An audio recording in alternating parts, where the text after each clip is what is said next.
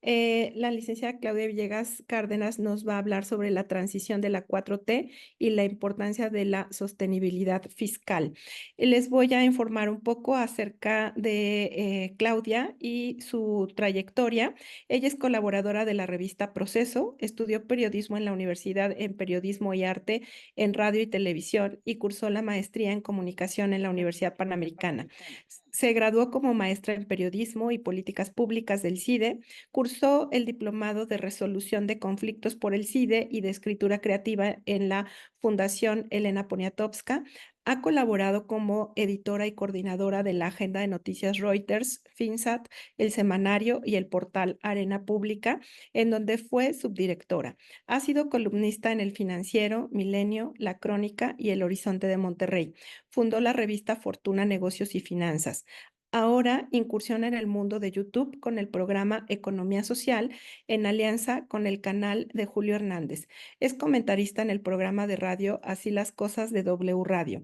Ha sido profesora de la Maestría de Periodismo en Políticas Públicas del CIDE y actualmente imparte clases en la carrera de Comunicación y Periodismo en la Facultad de Ciencias Políticas y Sociales de la UNAM. Bienvenida, Claudia. Una disculpa por el retraso en el tiempo, pero bueno, estaba sumamente nutrida la sesión de preguntas. Te cedo la palabra, Claudia.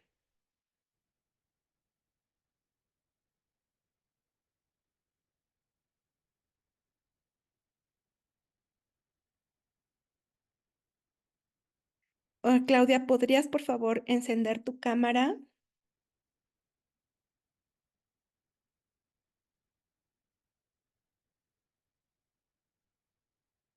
Me parece que desafortunadamente se desconectó. Enseguida revisamos su conexión. Por lo pronto, esperamos que todos hayan podido tomar nota ya. En el chat está la liga de las quejas y denuncias. Me dice que se congeló su pantalla. Se va a desconectar y se va a volver a conectar. Pues bueno, la tecnología no tiene palabra de honor y estamos en este proceso. Enseguida vamos a ingresar con Claudia para poder avanzar.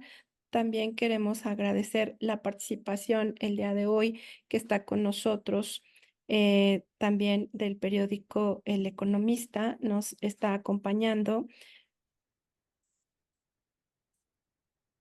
Fernando Gutiérrez, como cada año nos hace favor de estar participando y pues esperamos que, por supuesto, Ya estoy está. aquí. Una disculpa. Muchísimas gracias, Claudia. Adelante. No, una disculpa enorme porque estuve muy puntual, pero como bien dicta la ley de Murphy, tenía que pasar algo. Se congeló justo cuando tenía que entrar a saludar a toda la comunidad ANSEC. Me da muchísimo gusto que hayan pues pensado en nosotros para platicar con ustedes en esta importante reunión. Yo tengo preparado una plática con ustedes y me gustaría compartirles, si me dan la posibilidad de que pueda ser, Sí, que Claudia, pueda, enseguida te damos el acceso como anfitrión también. Danos un gracias. segundo, ahora ya lo tienes y al contrario, una disculpa de nosotros hacia ti, pero la sesión de preguntas estuvo sumamente nutrida en nuestra conferencia anterior y seguramente contigo será de igual forma, estoy segura de ella, No, de ello, perdón.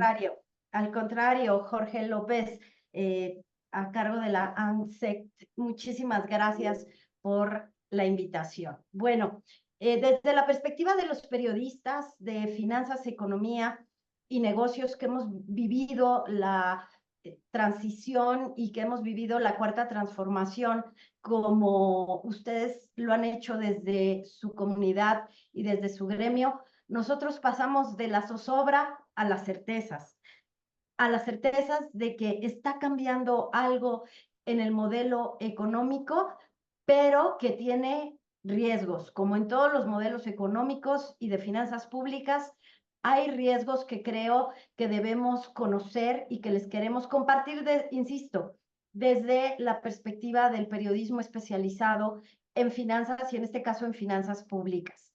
Y como los periodistas solemos hacer, les hemos presentado una visión tal vez un poco reduccionista de lo que está pasando. Es la desafiante continuidad de un modelo basado en apoyos sociales, desarrollo del mercado interno, intervención estatal, un modelo muy keynesiano, y el impacto de la relocalización de cadenas productivas.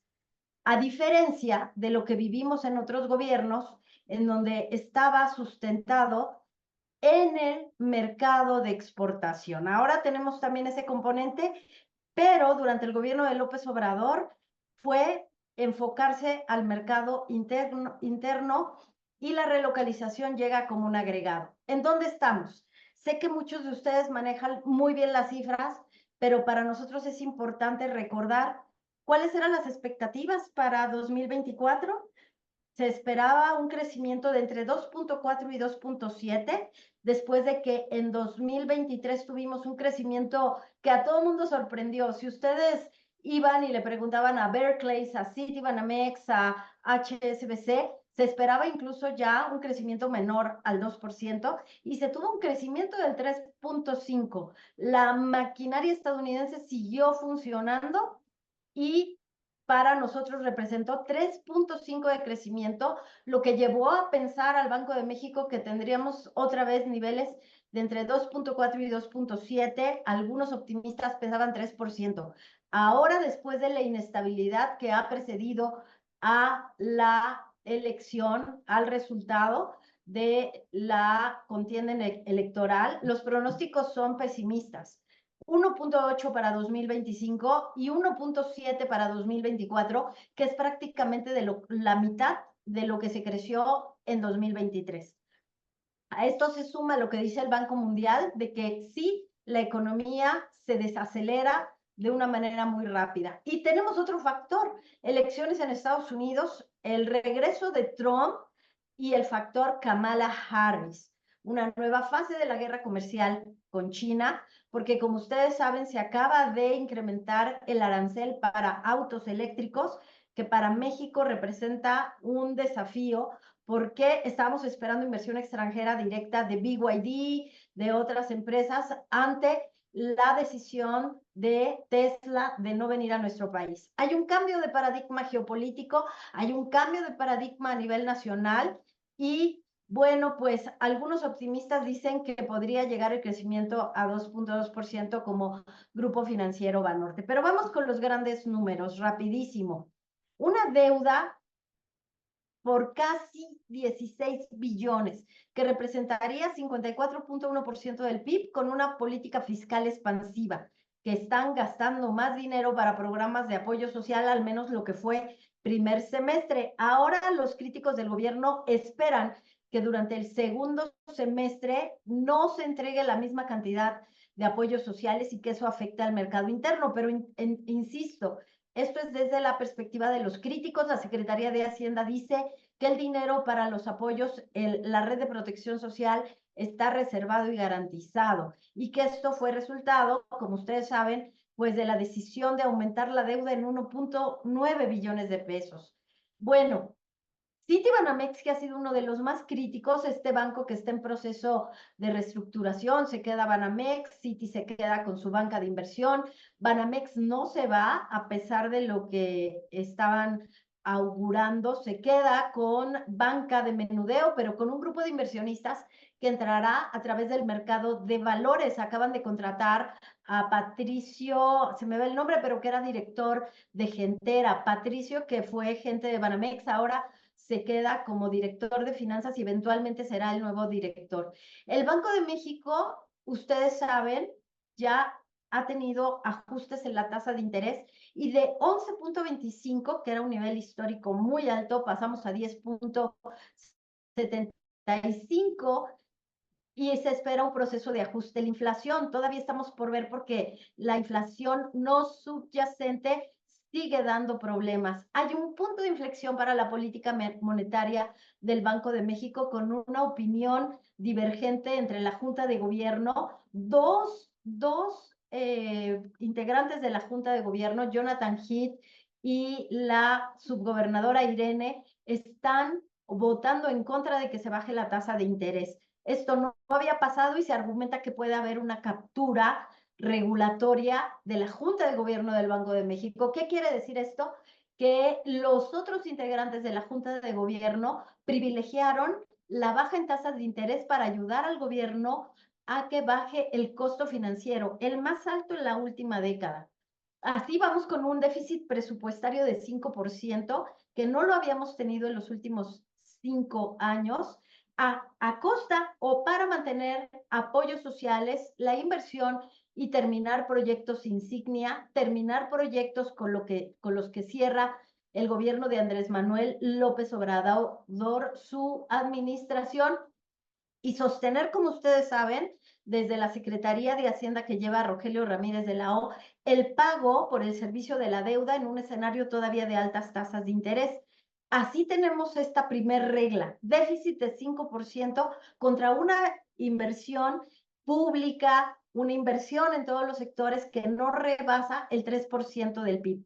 Y aquí planteamos la primera pregunta y atenta a sus preguntas, inquietudes, que quizás pudiéramos tener un debate, si se logrará la gran pues meta de la sostenibilidad en las finanzas públicas.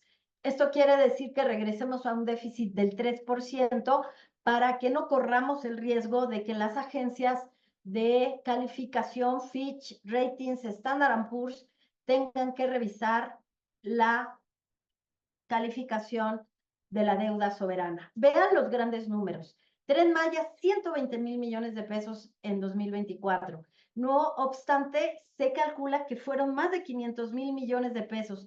Ahí tendríamos que ver la rentabilidad de este proyecto. Istmo de Tehuantepec, para el corredor interoceánico clave para el nearshoring, 20,000 millones de pesos contra 35,000 millones de pesos para infraestructura básica o 62,000 millones para agua. Comisión Nacional de Agua necesita urgentemente renovar toda su infraestructura si queremos atraer relocalización de cadenas productivas.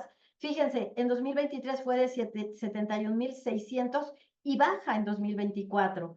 ¿Cuánto vale a la red de protección social? Quizás ustedes ya conocían este dato, pero a mí me sorprendió cuando el subsecretario Llorio me lo confirmó. 740,000 millones de pesos, casi 1 billón de pesos que se están inyectando anualmente a la economía y que nos han valido este cambio en el modelo económico. Pasamos de un modelo que dependía de los mercados externos a un modelo que depende del consumo interno, pero ¿a costa de qué? ¿Cómo la economía está necesitando deuda? Pues ahí hay parte de deuda. ¿Cuánto vale el Producto Interno Bruto? Como ustedes pueden saberlo ya, 30 billones de pesos. Así que tener una deuda de la mitad del Producto Interno Bruto no es una buena noticia y por eso todos los inversionistas están preocupados, a pesar de que, como también ustedes saben, México tiene una de las deudas relación PIB más bajas de los países emergentes. Sin embargo, parece que a México siempre le piden más y decía Sergio Cursain, director de análisis de Citibanamex, cuando yo le decía, ¿por qué siguen empeñados en que México cumpla el consenso de Washington con déficit tan bajos cuando México podría invertir ese dinero en infraestructura? Me dice, porque ese es el problema, se está destinando a mercado y a consumo interno y en el ideario de los inversionistas siempre se dice, México siempre dice que tanto es tantito y podría generar una crisis de balanza de pagos. Eso es un temor, pero que se enfrenta a la promesa o se compensa con la promesa de Rogelio Ramírez de la O de que en 2024 vamos a regresar mínimo a 3%. La gran pregunta aquí, amigos de ANSECT, es cómo lo vamos a lograr. Vamos con los números. El endeudamiento es de 1.9, casi 2 billones. El costo financiero de la deuda, que fue de 1.2, aumentó 133,000 millones de pesos, que si ustedes se fijan es un poquito parecido a la inversión inicial del Tren Maya, pero solo la tercera parte de lo que al final se invirtió. Ustedes saben que tan solo para Pemex, al cual se le ha otorgado más de 1 billón de pesos en todo el sexenio, se destinó para 2024 una posibilidad de endeudarse todavía 138,000 millones de pesos, más de 3,726 millones de dólares, cuando para Pemex, amigos y amigas, se estima que se necesitan 8,000 millones de dólares al año para pagar tan solo el servicio de la deuda, con casi 100,000 millones de dólares de deuda. Ustedes saben, y lo vamos a ver más adelante en la gráfica de reservas internacionales, que tenemos 200,000 millones de dólares que en estos días han venido aumentando por el ajuste que ha tenido el tipo de cambio. Más dinero para CFE también en medio de la reforma constitucional que se eliminó para que los privados pudieran invertir, endeudamiento interno de 600 millones de pesos en 2024 y más de 1,188 millones de dólares. Citibanamex esperaba menor crecimiento para 2024 y esto se convirtió en una bomba cuando en enero de 2024 Citibanamex publica un estudio muy preocupante, como el que acaba de publicar respecto a la representación en el Congreso. Y miren lo que estamos viendo. Lo que les decía, 2023 no fue de 3.2, fue de 3.5, y para 2024, en febrero, Citibanamex ya esperaba el 1.7, que ahora se consolida con la encuesta de analistas a la que convoca el propio Citibanamex. Banxico sigue siendo muy optimista con 2.8. Quizás en la próxima junta de gobierno y en las minutas veamos que Banco de México comienza a establecer que vamos a crecer menos de 2%. Vean, en febrero ya se desaceleraba el empleo formal. ¿Por qué? Porque sucedió algo. Las obras multidimensión del gobierno de López Obrador habían generado mucho empleo formal. Cuando se terminan, se cae el empleo formal en el IMSS. Pero esto también pasa cada sexenio, porque lo mismo ha sucedido históricamente con la industria de la construcción. Ahora tenemos el impacto de que es el gobierno el principal empleador de la industria de la construcción. Incluso Secretaría de la Defensa Nacional, de acuerdo con el INEGI, ya tiene un número de registro como unidad económica del IMSS. La Sedena es una unidad económica del IMSS. Por eso se piensa, y algunos críticos dicen, no es bueno depender solo del gobierno, debemos depender también del sector privado. Factor interno, como les decía, y aquí los números que lo confirman, el mercado interno contribuye en mayor medida al crecimiento del PIB. Ustedes en sus negocios seguramente lo están confirmando, cómo el mercado interno comenzó a hacer ebullición, y cómo vamos a ver durante los próximos meses un aletargamiento del mercado interno por el periodo de elecciones que se tuvo. Comienza otra vez la red de protección social. La gran pregunta es, rugió la economía, pero ¿cuánto tiempo? ¿Y cuánto tiempo volverá a tomar un impulso? Se consolidó el mayor gasto del gobierno, pero a costa del déficit. El déficit es lo que más preocupa. El otro factor que sirvió para mejorar el consumo interno, como lo pueden ver en esta gráfica maravillosa del doctor Jonathan Heath, subgobernador del Banco de México, a quien le doy crédito en la especialidad de indicadores macroeconómicos. Ven cómo el salario mínimo pasó de 2015 a 2024. Salario mínimo incrementando de 50 pesos a 250 pesos en promedio, salario mínimo, y a 300 pesos en la frontera. Con esa recuperación del salario mínimo y la reconfiguración de lo que ahora ganan los trabajadores, ahora en lugar de ganar 10 salarios mínimos, pues ganan 2, ¿verdad? Y el gran desafío es que pasemos de los salarios mínimos de 300 pesos. Un mexicano, una mexicana de clase media en nuestro país gana 500 pesos. Por eso, Claudia Sheinbaum ha prometido que quiere que se compren 2 canastas básicas y aumentar el salario mínimo. Aquí les comento en corto, y esta es la ventaja de que hoy platique con una reportera y no con una analista tradicional, es que les cuento que a los asesores de Claudia Sheinbaum ya le dijeron que será complicado que el sector productivo en un año de transición tan complejo pueda volver a aumentar los salarios mínimos.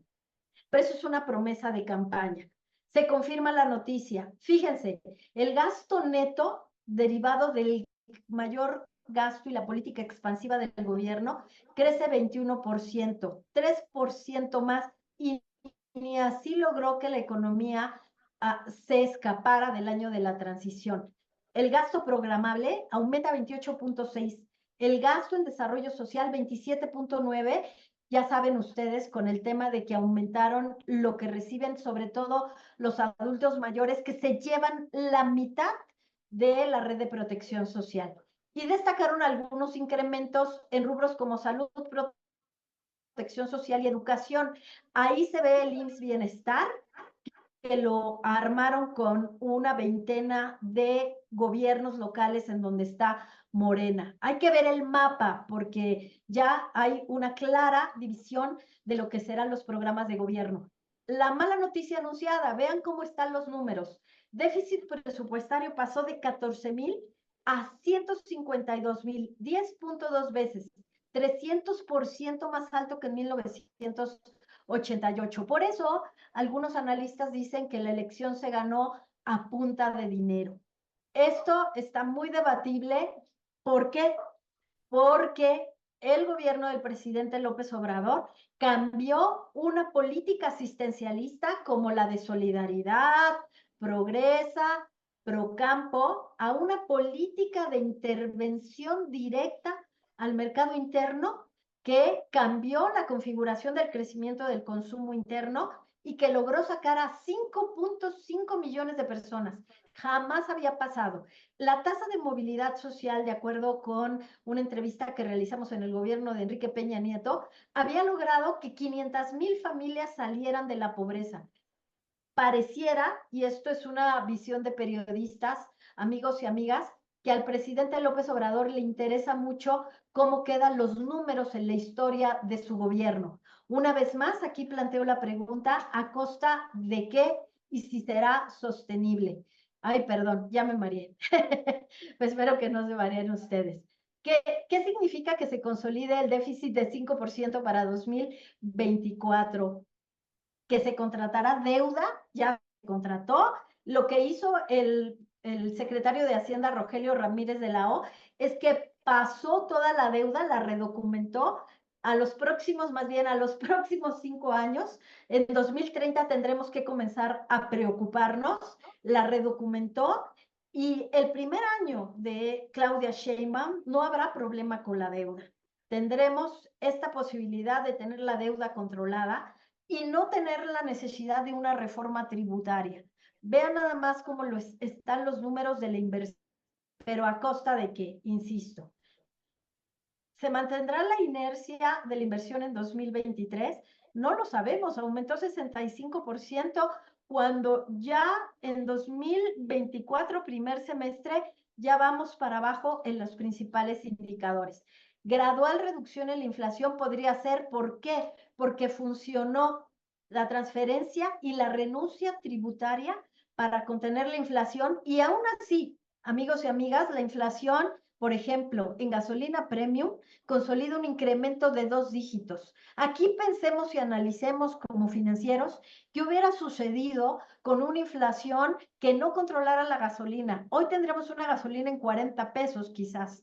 Aún así, creo que resulta relevante analizar si la renuncia fiscal y si la inyección de dinero a la economía a través de las gasolinas funcionó para la inflación, durante cuánto tiempo, y seguimos teniendo la inflación arriba de la meta de Banco de México. Ustedes saben que la meta es 3.5, 3.35 en ese rango, y los pronósticos están cercanos al 5. Entonces creo que tenemos hasta aquí no sé si ustedes coincidan conmigo, un año de desafíos, de retos, de dimensionar nuestros riesgos, de saber cómo va y que dependemos de una promesa, que se regrese al déficit de 3, que se mantenga la transferencia de dinero para el consumo interno, mientras la economía de Estados Unidos comienza a decirnos si sí vamos a tener o no vamos a tener una recesión. Algunos analistas dicen que la economía mexicana ya está avisorando un ciclo de menor crecimiento y de eventual estancamiento que podría ser una recesión. 4 recesiones hemos tenido desde la década de los 90 y los analistas no nos pueden decir y no nos pueden pronosticar en este momento que vamos a tener una recesión, aunque algunos lo afirman, porque cambió el modelo del consumo. No se está, no se está aceptando que hay un cambio en el modelo. A mí me gusta recopilar todos estos datos porque nos permiten saber exactamente cómo están los riesgos. Aquí ustedes pueden ver cuando el tipo de cambio del peso frente al dólar no había sufrido este impacto del 2 de junio, cuando comenzó a pasar de 16 hasta 19. ¿Cómo se veía México respecto a los mercados emergentes? Ahí estaba el superpeso. Brasil, México, Colombia, México brillando en niveles de 16. ¿Qué pasó después? Que para 2024, fíjense cómo todo se desfondó a partir de esta carta que lanza el presidente López Obrador de la reforma al Poder Judicial.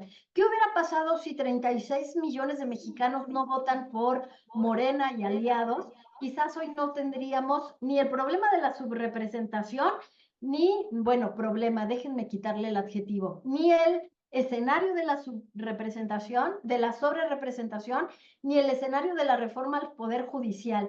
El plan C de Claudia Sheinbaum nos llevó a que hoy el tipo de cambio que estaba pronosticado en 17.6 por dólar, por una razón, y ustedes lo saben, los analistas esperaban que la desescalada de tasas de interés fuera gradual, como está siendo.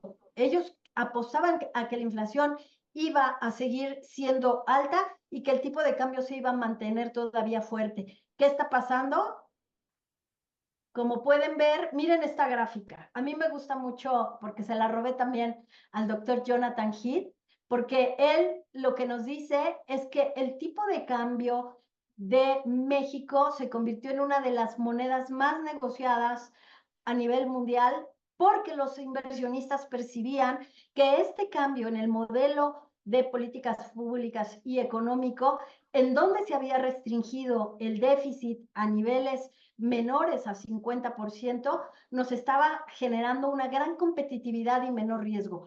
Eso lo pueden ver como estaba el tipo de cambio fuerte y en la gráfica histórica. Desde 1975 a 2023, y se las quise traer porque no hay una gráfica en todo el sistema financiero como las que realiza el doctor Jonathan Heath, porque es un estudioso que va acumulando. No hay una gráfica en el tiempo más clara de cómo el tipo de cambio durante los últimos 20 años se fortaleció por un solo factor, que el presidente López Obrador sabía que controlando el déficit controlaba no solo el modelo económico y de finanzas públicas, sino el modelo político.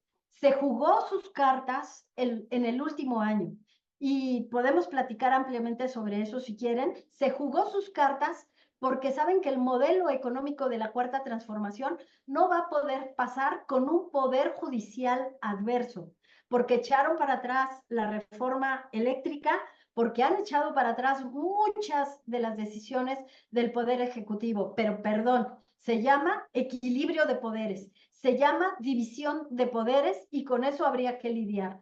Vean esta gráfica, nivel de depreciación, nivel de apreciación, también desde 1969, siempre dándole crédito al gobernador Jonathan Heath.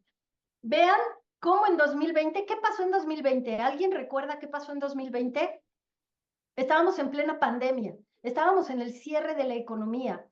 Y en esa fecha, que fue en marzo de 2020, Ricardo Monreal y aliados, entre ellos el señor Salinas Pliego, mandaron, bueno, en esa época eran aliados, ya no creo, mandaron una iniciativa para modificar la ley del Banco de México para que el Banco de México tuviera que recoger dólares en efectivo de la economía, porque con el argumento del de-risking, Salinas Pliego, Banco Azteca, aseguraron que no estaban pudiendo enviar dólares a Estados Unidos con sus bancos corresponsales. El riesgo de esta medida, de poner en riesgo al Banco de México, las reservas internacionales, generó también un gran temor por parte de los inversionistas. Simplemente tocar al Banco de México llevó al peso frente al dólar en esos niveles. Cuando el presidente López Obrador dice no se va a tocar al Banco de México y mantenemos el déficit controlado, ahí aparece el superpeso. Vean las posiciones metas en el mercado de futuro que seguían a la baja. Hoy algunos analistas dicen que lo que provocó ayer el nivel de tipo de cambio, que lo vamos a ver más adelante, es el mercado Forex y las posiciones a futuro. Le están apostando al riesgo, le están apostando a la confrontación.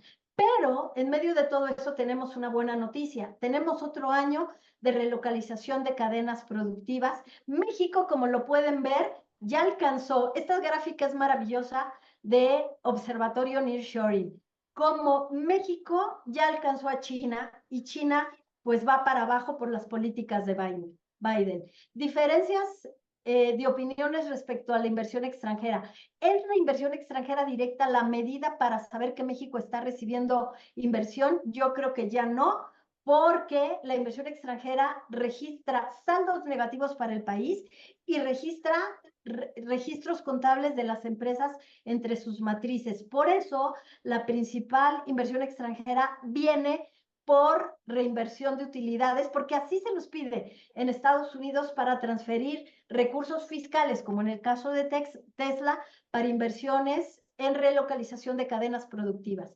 Vean, crecimiento limitado de Citibanamex, finalización de obras públicas, la recuperación de Otis, en el norte y en el Bajío, inversiones por nearshoring, habrá repunte de construcción, sobre todo parques industriales y la parte privada, petroleras con expectativa de bajo crecimiento por las medidas ESG y recursos públicos por elecciones, pero con impacto limitado. ¿Seguirán creciendo las remesas? Sí, más de 60,000 millones de dólares y el pronóstico es que Estados Unidos está generando más crecimiento económico porque las reservas internacionales se recuperaron. A la baja los pronósticos están, pues ya saben ustedes, menor demanda externa, el escalamiento de conflictos, Ucrania, Palestina, condiciones financieras más astringentes, como les digo, el menor impulso, esto es del Banco de México, menor impulso a la actividad económica, que se recupere el gasto en inversión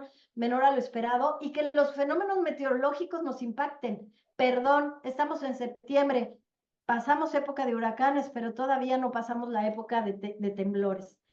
Al alza, que Estados Unidos nos dé la sorpresa y siga creciendo, que la economía mexicana muestre mayor resiliencia a la esperada, que Rogelio Ramírez de la O, apunte mío, cumpla su promesa de que se recupere la estabilidad y el menor déficit, y que en el marco del TEMEC, la reconfiguración global de los procesos productivos dé un impulso mayor a la inversión y que el gasto público resulte en un mayor impulso a la actividad. Es decir, que lo que se hizo funcione en las grandes obras faraónicas.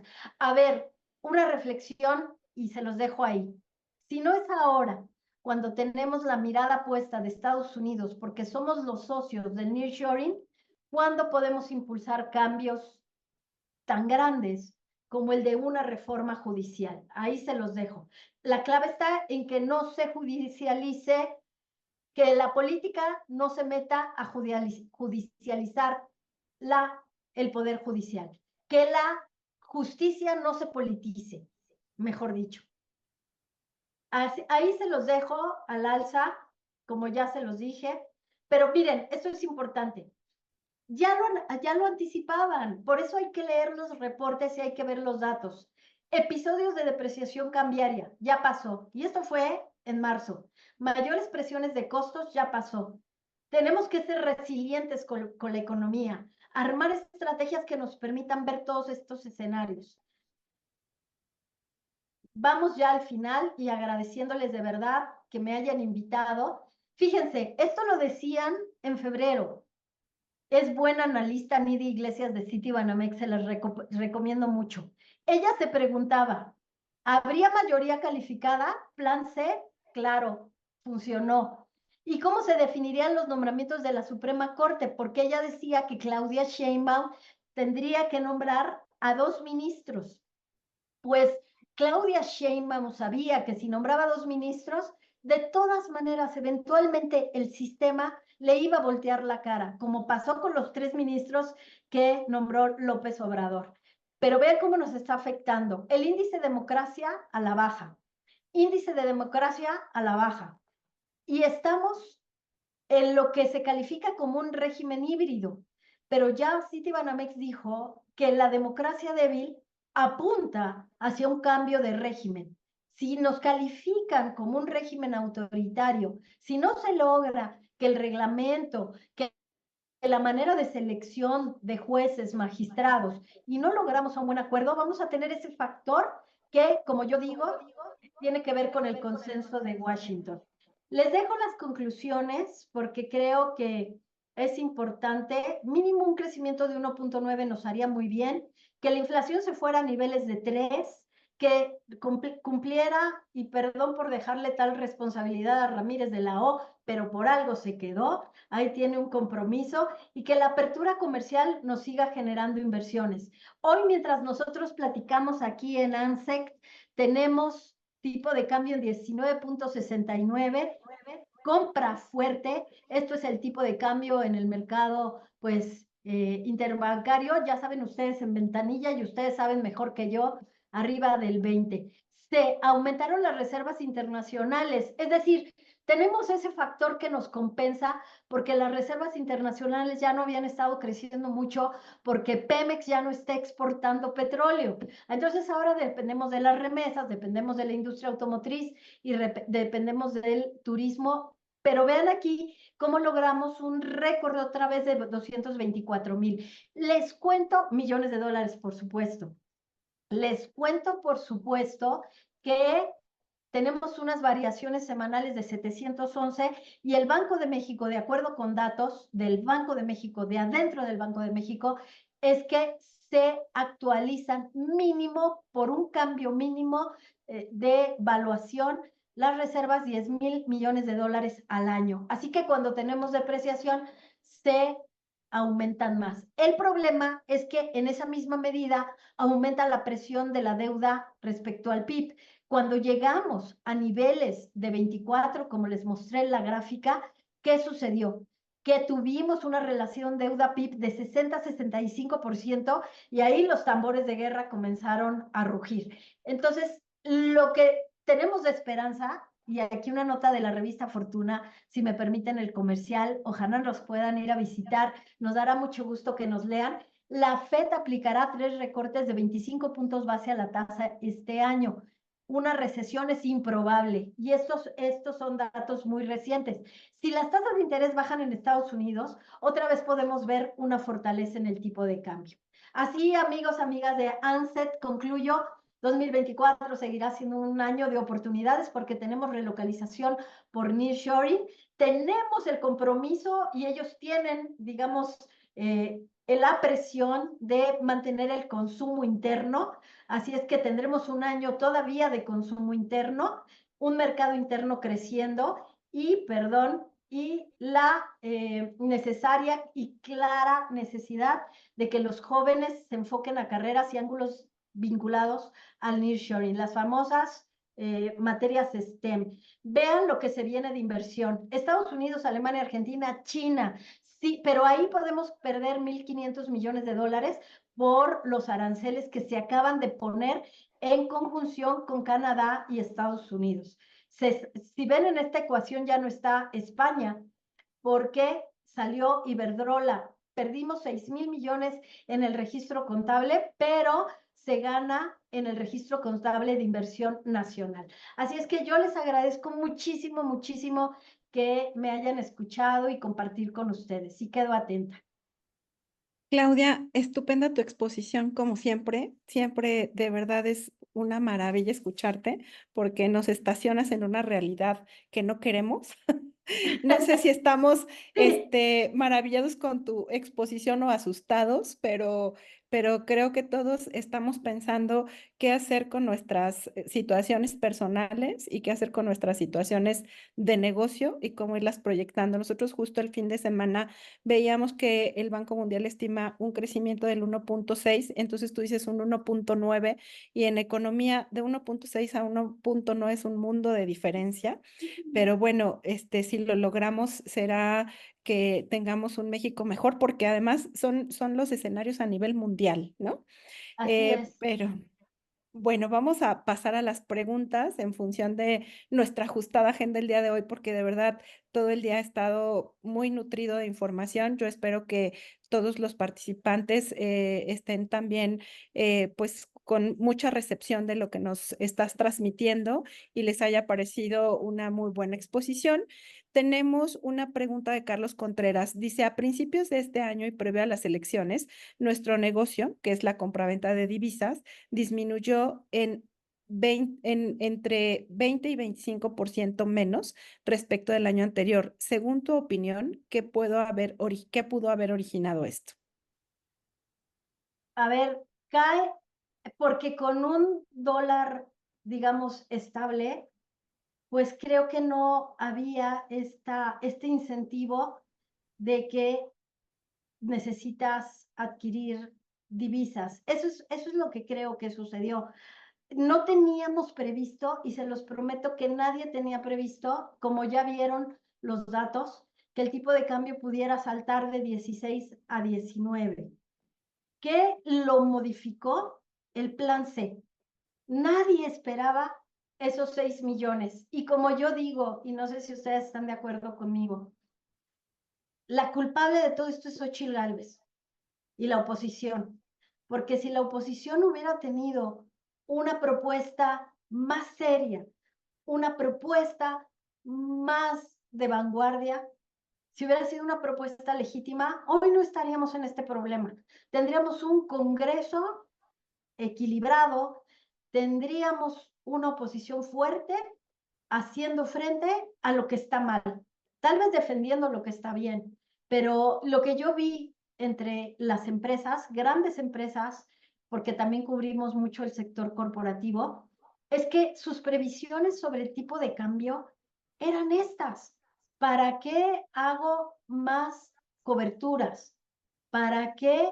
Incluso ustedes saben que muchas empresas como Televisa, como Walmart, bueno, Walmart no, pero empresas como Chedraui estuvieron haciendo redocumentación de deudas a pesos. ¿Se imaginan? Creo que tuvimos esa percepción muchos.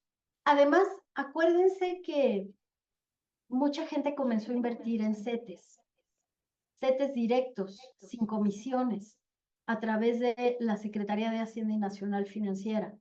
No traje la gráfica de CETES, pero creo que el CETE compitió con esa inversión que a veces hacían muchos inversionistas. La otra razón, acuérdense que durante la fortaleza del tipo de cambio, muchos paisanos comenzaron a aumentar el número de dólares, bueno, la cantidad de dólares que enviaban para compensar. Entonces, creo que tuvo mucho que ver con eso. También la banca comenzó a establecer medidas para darle vuelta al de-risking. Si ustedes me preguntan qué este fenómeno que generó, pues las presiones de Estados Unidos, y esto me lo confirmó alguien del Banco de México, que las reservas internacionales deberían estarse reflejando, no, las remesas internacionales deberían estarse reflejando en las reservas internacionales, vendiéndoselas al Banco de México, ¿saben? Pero que lo que está sucediendo es que las remeseras en Estados Unidos están queriendo conservar allá la mayor cantidad de recursos y acá lo que se recibe son pesos. Yo no sé, ustedes son mejores fuentes que yo, pero creo que tenemos todo un cambio geopolítico respecto a lo que significa para Estados Unidos las remesas y cómo han estado tratando de reducir la vulnerabilidad que podrían tener ante la fortaleza que han tomado los trabajadores mexicanos y la fortaleza que tiene México. Pensemos también en las exportaciones, en que los exportadores comenzaron a recibir menos dólares por sus exportaciones y aún así, ¿qué pasó? Se compensó con un crecimiento en la participación en el sector manufacturero. Gracias. Al contrario, muchas gracias, Claudia. Bueno, la pregunta que sigue va también encaminada y aquí vas a encontrar todas las preguntas al tipo de cambio. Dice, en el escenario de la sobrerepresentación y la reforma del Poder Judicial, ¿cuál es su diagnóstico para el tipo de cambio a fin de año? Yo, yo no puedo hacer pronósticos, pero lo que yo les diría es que necesitamos mirar muy bien lo que va a decir el Banco de México y lo que dicen los analistas. Los analistas, de acuerdo con la encuesta de Citibanamex, están refiriendo que el tipo de cambio no se quedará en niveles de 19, que estará abajo de 19. Y a mí me sorprende mucho eso. Pero tienen un punto. ¿Qué sucede con todo este diferencial de tasas de interés? Si Estados Unidos baja tasas de interés para que su economía se recupere, en Estados Unidos, a diferencia de lo que pasa en México, es que tienen una economía bancarizada. Nosotros tenemos, creo que más del 60% de las personas con disponibilidad de trabajar en la economía informal. Se maneja muchísimo efectivo. Si ustedes se dan cuenta lo que pasó con las elecciones, con lo que pasó con los apoyos sociales, es que el dinero se recuperó de cajeros automáticos del Banco del Bienestar para gastarse en efectivo y aumentó el monto de liquidez en la economía. Eso no puede controlarlo una tasa de interés del Banco de México. Nuestro nivel de bancarización, a diferencia de lo que sucede en Estados Unidos, es muy bajo. Entonces, el hecho de que en Estados Unidos comiencen 3 ajustes, yo creo que lo que va a generar es que el tipo de cambio del peso frente al dólar no va a sufrir tanto embate por el problema del Poder Judicial. Bueno, el escenario del Poder Judicial.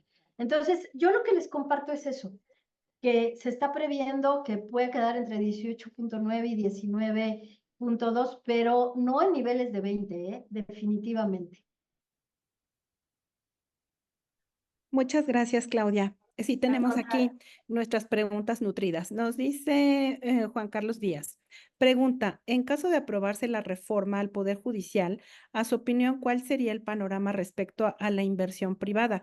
Y una más, a su opinión, ¿qué reformas serían necesarias para ayudar al nearshoring y aterrizar la realidad de las inversiones y que no puedan solo que no queden solo en un aviso y no se hagan ejemplo en caso de Tesla o de Tesla en Monterrey, que hoy en día no hay ni primera piedra?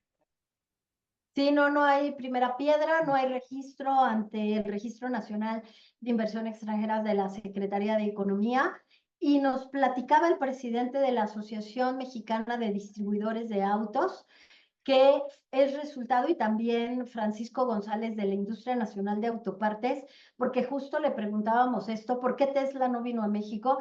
Porque cambió la macro de la transición energética para el sector automotriz.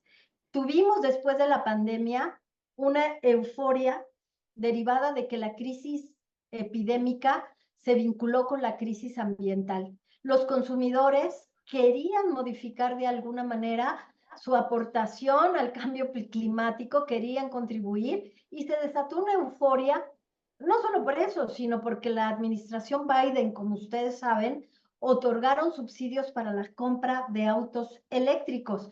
Fue el despegue de Tesla. Pero ¿qué pasó después? La curva, por eso a mí me encantan las gráficas, porque nos muestran la historia en una sola imagen. Después lo que pasó es que vimos cómo se cayó la adquisición de vehículos eléctricos. Entonces, no se justifica ya inversión del tamaño que traía Tesla. Y luego vienen 25 marcas de autos eléctricos a México, que por cierto forman parte de la Asociación Mexicana de Distribuidores de Autos, y inundan el mercado. Tan lo inundaron que les cuento que de los únicos productos que han registrado ajuste en los índices nacionales de precios al consumidor, ¿cuál creen que es? Los autos. Nunca había pasado que bajaron los autos. Al mismo tiempo hay una hipercompetencia de la banca para prestar dinero para comprar autos, porque tuvimos un periodo de abstinencia. Entonces, por eso Tesla dice, no voy a invertir en México por ahora, no. Tesla, lo que estamos viendo es realmente si el modelo de Tesla es el modelo rentable para una empresa de ese tamaño. Lo que sí tenemos ahora a cambio es la posibilidad de que Sonora y otros estados, Monterrey, se integren a la cadena de suministros de semiconductores. Ahí va a haber una impresionante cantidad de inversión porque se necesita traer la cadena de semiconductores a Norteamérica. TSCM, estuvimos en Taiwán el año pasado y les cuento que TSCM, que es la empresa que inicia con la adquisición de unas patentes a Intel y que luego Taiwán la convierte en una política pública para reconvertir su economía y especializarla, TSCM aceptó venir a Norteamérica porque Biden le dijo, entonces ya no te vamos a comprar chips, no podemos depender de que estés a un lado de China y te vayan a invadir y en cualquier momento nos quedamos sin chips.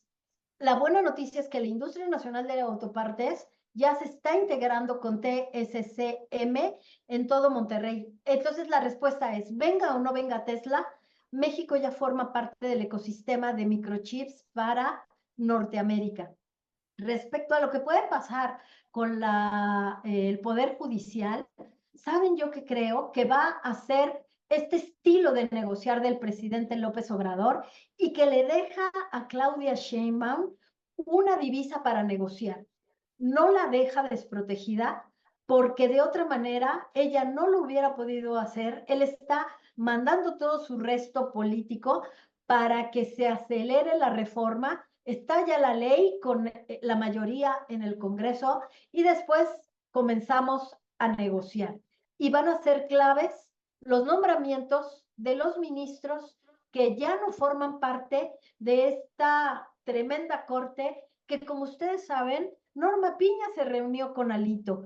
Hay un expediente de Ricardo Salinas Pliego por 35,000 millones de pesos que no corresponde a la Suprema Corte de Justicia y que Norma Piña guardó. ¿Cómo se puede gobernar un país con una Suprema Corte de Justicia que claramente sí estaba politizada? Esa es mi opinión. Entonces, yo creo que se deja la ley de la nueva ley del Poder Judicial como una carta para negociar y que este gobierno se ha caracterizado por no poner en riesgo el modelo económico y financiero y justo cuando está al filo de la navaja comienza a echarse para atrás. Lo mismo hizo con Carlos Slim y los gasoductos, con quien no tuvo piedad, y no sé si ustedes estarán de acuerdo, fue con Germán Larrea. Le expropió el tramo de Coatzacoalcos para el interoceánico. Hay confrontaciones que se dan directas y es Germán Larrea, Salinas Pliego. Entonces, va a ser un año de mucha negociación, pero si no es ahora, ¿cuándo? Cuando México y cuando nos necesita Estados Unidos. Muchas gracias, Claudia. Súper No, ¿de qué? interesante. Nos pregunta Martín Aguilar y voy a tratar de ser como muy breve. Dice, se habla de tipo de cambio, pero actualmente ¿quién se ocupa de monitorearlo? Actualmente ¿quién se ocupa de monitorear y analizar divisas en efectivo que circulan en México? ¿Cómo ingresan y cómo salen y hacia dónde? Porque no hay banco ni casa de cambio que los reciba para su exportación de excedentes. Exactamente. Yo les debo decir que sobre este tema sí conozco mucho, porque en ese día, marzo de 2020, fue en diciembre de 2019, 12 de diciembre, se estaba impulsando la ley del Banco de México, precisamente porque el argumento era que el dinero en efectivo, los dólares, no tenían cómo salir del país, que había una gran cantidad de dólares y que Banco Azteca era uno de los pocos que estaba recibiéndolos. No me acuerdo qué fue lo que dijo Banco de México sobre los centros cambiarios, pero lo que sí dijo es que no pintaba, y les prometo, les juro que les voy a mandar la cifra, pero que en el monto total de las reservas internacionales, que son más o menos 4.500, 5.000 al mes, que no pintaba el monto del dólar en efectivo que se tenía que enviar a Estados Unidos. ¿Qué pasa? Bank of America, como ustedes saben, es el que hace muchas labores de banco corresponsal con la banca mexicana. Ni Banco Coppel, que es el otro banco que recibe muchas remesas, ni BBVA apoyaron a Banco Azteca en su propuesta de reformar, porque la propuesta era esta, que el Banco de México reservara y que el Banco de México recogiera de la economía los dólares. El Banco de México dijo que no podía hacer eso porque no tenía cómo verificar primero que los dólares fueran auténticos, que el Banco de México no se iba a meter ese lío, que el Banco de México no tenía la manera de verificar en materia de PLD, políticas de lavado de dinero, que no tenía esa posibilidad. En efectivo, no. Y que la otra cosa es que ellos no podían poner en riesgo las reservas internacionales. Porque las reservas internacionales, como ustedes saben, no están invertidas solamente en dólares, están invertidas en bonos, están invertidas en oro, están invertidas en otros bancos en donde el Banco de México busca de alguna manera mantener el rendimiento de las reservas internacionales. El Banco de México no podía meterse en el brete de recoger dólares de la economía y luego enviarlos a un banco que pudiera decirle, oye, es que no cumpliste con los protocolos y yo te congelo las reservas internacionales. Todo esto fue una argumentación que se dio súper fuerte, que incluso vinieron migrantes y vinieron grupos como incluso un ex legislador, ahorita les digo el nombre que vino, de Estados Unidos a decir que era necesario que para evitar las políticas de de-risking. ¿Qué son las políticas de de-risking? Que hay una ley en Estados Unidos que le dice a los bancos, si tú tienes una contraparte donde tienes un riesgo, no puedes negociar con ellos porque acá te puedo sancionar. Esto pasó con el Banco de Kansas, con el que Salinas Pliego, esto es público, ya no pudo hacer sus operaciones. Entonces, creo que hay una problemática. A ver, sí tengo el dato. El Banco de México generó toda una minuta, y se las voy a conseguir, en donde establece cuáles son las condiciones para recibir dólares. Creo que sí lo hizo el Banco de México porque al final se lo ofreció a la banca, pero le dijo, no me tocas, no puedes tocarme las reservas internacionales y por supuesto no puedes tocar la ley del Banco de México porque el Banco de México, no hay que olvidarlo, es autónomo. El Banco de México, si tú tocas la ley del Banco de México, la autonomía se pone en riesgo y ya vieron. O sea, les digo que la autonomía del Banco de México en temas del tipo de cambio resultó mucho más delicada que la división de poderes. Si pudiéramos hacer una correlación respecto a cuándo se ha presionado más el tipo de cambio. No sé si contesté. Por supuesto que sí, Claudia. Muchas gracias. Mira, ya nada más algo muy rápido y esto para no dejarla aquí en el tintero. Nos pregunta Mariana Sánchez, ¿qué recomendación podrías dar de acuerdo al enfoque macroeconómico y los pronósticos para mejorar los modelos de negocio de los centros cambiarios? Esta, pues por supuesto, es muy importante para todos, para todo el sector.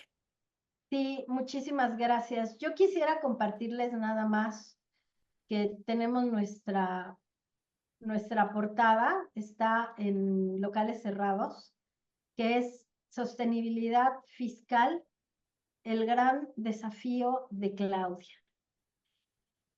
La sostenibilidad fiscal es esa promesa de regresar al 3%, es esa promesa de tener una economía interna que genere crecimiento para que el impuesto sobre la renta se pueda seguir cobrando.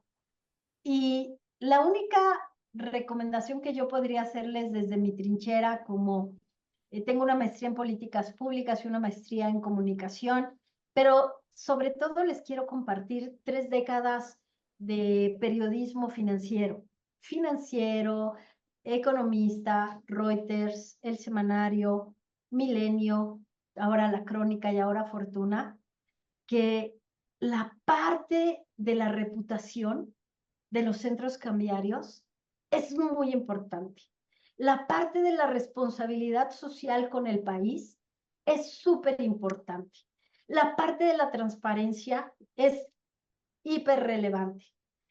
Los centros cambiarios cumplen con una función social muy importante porque le dan un servicio a la comunidad, le dan un servicio a esa población en donde los bancos no las miran, o los bancos, como en el caso, pido perdón, pero es mi opinión, lo que sucede con algunas instituciones como Banco Azteca, en donde tienen el acceso a este mercado y lo que les interesa es, sí, cambiar los dólares, el tipo de cambio, bla, bla, bla, pero que la persona que va a sus sucursales consuma.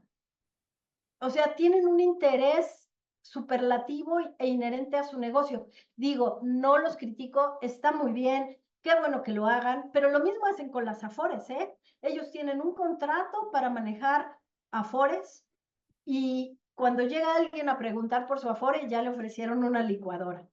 Me parece que de lo que estoy hablando es de la responsabilidad social corporativa de los centros cambiarios, de que la reputación de estos centros sea conocida por la prensa, que la prensa sepa que hay una asociación como ustedes que está preocupada por evitar fraudes, porque la autoridad los atienda, porque tengan ustedes un servicio de primer nivel que sepan, fíjense, algo que es muy importante y que ni siquiera los intermediarios financieros bancarios grandes hacen. Yo siempre lo critico. Si de verdad te gustara contribuir a la educación financiera, ¿de verdad harías lo suficiente por enseñarle a la gente cómo manejar su dinero? Que no sirviera esta distracción o esta falta de conocimiento para que tú ganes más con una tarjeta de crédito. Esto está pasando, ¿eh? Ya Citibanamex, BBVA tienen áreas de educación financiera. ¿Qué pasaría si ustedes hicieran más educación financiera respecto al tipo de cambio? Más posibilidad de, oye, ¿estás pensando en comprarte una maquinaria? Bueno, ve los escenarios y ve reservando, porque una maquinaria adquirida en dólares o cómo puedes hacer tus transferencias. No sé, es lo que yo les puedo recomendar, porque para mí los centros cambiarios cumplen con una labor muy importante para el país, que es dar un servicio y será mucho más ahora con la integración que tenemos en Estados Unidos, pero sobre todo con nuestros migrantes que para mí son de verdad la gran fuerza que tiene este país. Imagínense que ustedes puedan ayudar a sus familias a tener esto. Claudia, muchísimas gracias. Nos dice Jorge López, que es el director de la ANSECTED, que muchas gracias por elevar la reputación de los centros cambiarios. También ya se colocó en el chat la liga para la revista Fortuna, para quienes quieran pues ingresar y revisarla. Tenemos una última pregunta que te la haremos llegar si no tienes inconveniente en función de que estamos desfasados en los tiempos. Pues bueno, nos resta solamente de verdad agradecer tu estupenda participación. Muchas gracias por toda esta información que nos compartes y por aceptar ser parte de nuestro programa en esta 22ª Convención de la Asociación Nacional de Centros Cambiarios y Transmisores de Dinero. Vamos a presentar un agradecimiento para el reconocimiento que tenemos para ti en forma virtual. Por supuesto, te lo haremos llegar por correo electrónico. Y pues bueno, esta pregunta la enviamos a tu correo y también te enviamos la información de quien la formuló para que tú la puedas contestar de manera directa. Nos disculpamos por no formularla en este momento, pero realmente ya vamos atrasados, muy atrasados en el proceso del tiempo. Pero bueno, no ha dejado de ser muy enriquecedora toda la información y nuestra jornada del día de hoy. Muchas gracias, querida Claudia. Gracias a ustedes, gracias por la oportunidad y cuenten siempre conmigo para cualquier información que quieran tener y les mando un abrazo y mucho éxito. Gracias a Jorge López y a toda la audiencia.